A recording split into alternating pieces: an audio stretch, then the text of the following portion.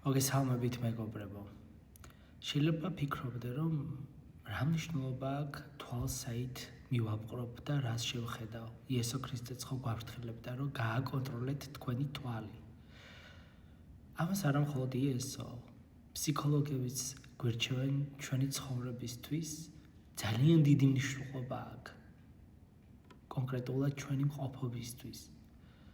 ეს ასე რომ არ იყოს, გარშემო ამდენი ბანერები და რეკლამები არ იქნებოდა. იმიტომ რომ თუნდაც ერთი შეხედვა 2 წამიანი ან 5 წამიანი შენს ტვინში იტრიალებს მთელი დღე, შეიძლება მთელი თვეც. ის პროდუქცია თუ ის სიტყვა, რასაც დააკვირდი. იმიტომაც არის, რომ ძალიან ბევრ ფულს იხდიან. შეეცადე იმას უყურო და იმას მიაპყრო ყურადღება, ფოკუსირება იმ საგანზე, ნივთზე, წიგზე გააკეთო, რომელიც შენ გჭირდება.